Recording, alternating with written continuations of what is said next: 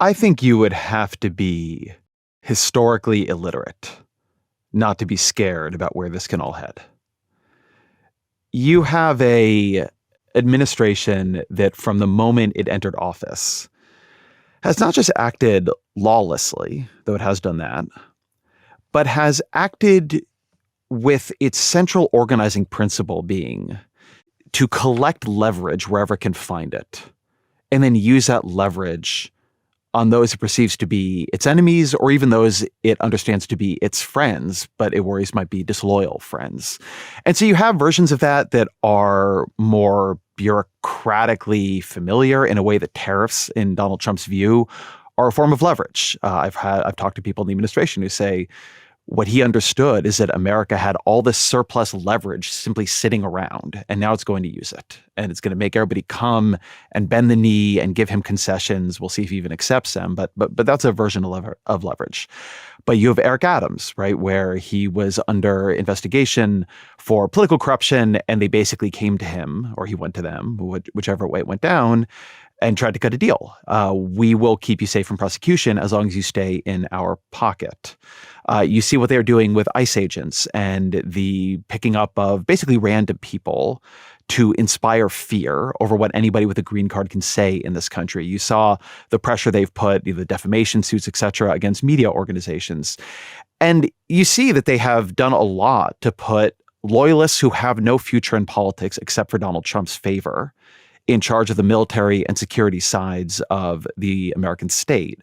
So you have Kash Patel at the FBI, you have Pete Hegseth at the Department of Defense, you have Tulsi Gabbard at the DNI. And I think if you put all this together and you look at what kinds of leaders Donald Trump himself respects and what kind of power he himself wants to wield, you have to accept the reality that somewhere on this bell curve, this probabilistic world we live in of possible outcomes, are outcomes we see in other countries all the time, where the ruling regime tries to break the press over its knee. I don't really even know what to do with this feeling, but in some ways, I have this sneaking fear, like something, that one of the few things that might save the American political system is that Donald Trump has a completely insane view of global trade and macroeconomic management. And rather than building the political capital he would need to destroy American institutions, he is going to spend it all on an insane trade war, drive himself into horrific unpopularity, drive the economy into recession, and give back a lot of power to the opposition, which can then begin to curb his actions. But that is not an unbelievably comforting theory of the future, and it's not the only possible timeline we might be living in. Are you scared for yourself and your colleagues? Yes. Because? I don't think this is the most useful thing for me to be talking about because it's talking about speculation and hypotheticals. But look, in every autocratic regime around the world, you have, and by the way, in the American past and in the American recent past, you have high levels of wiretapping, of surveillance, of spying, including on whoever gets perceived as a domestic enemy. Like the moment that Kash Patel was named to FBI, it became much more realistic to me as a plausible world. The things that I or my colleagues say might be spied on, might be surveilled, might be investigated.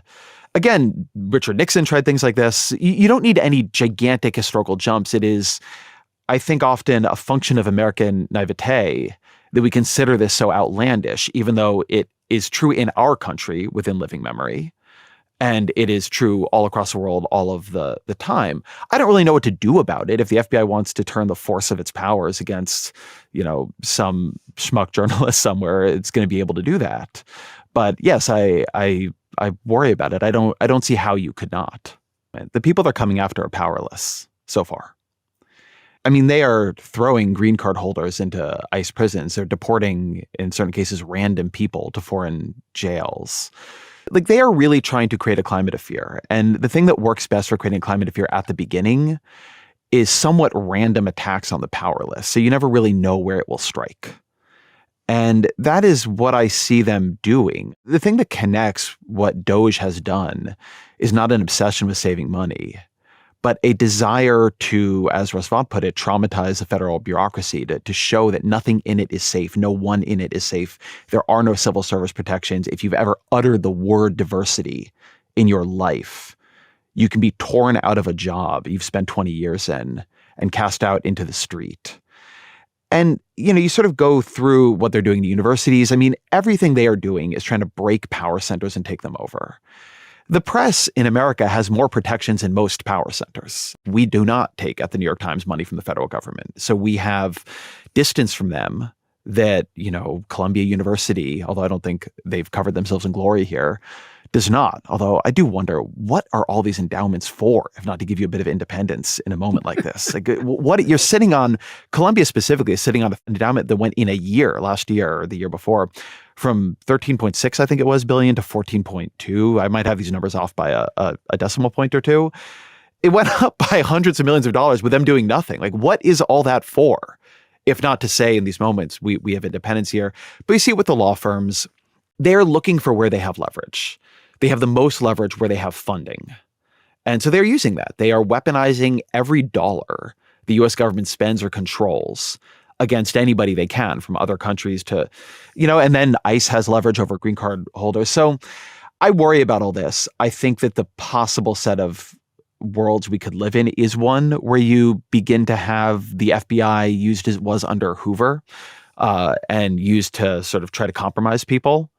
But I think it's also important to stay in the thing that is happening in front of us right now, because it is here, if they are able to succeed in the set of plays they are making right now, that will give them the confidence and give them the strength to move on to harder and more dangerous ones later. It's one reason I've been very disappointed by how many players in civil society have bent the knee and gone and done pay-to-play moves with them, because every time they do it, they make it harder for the next person.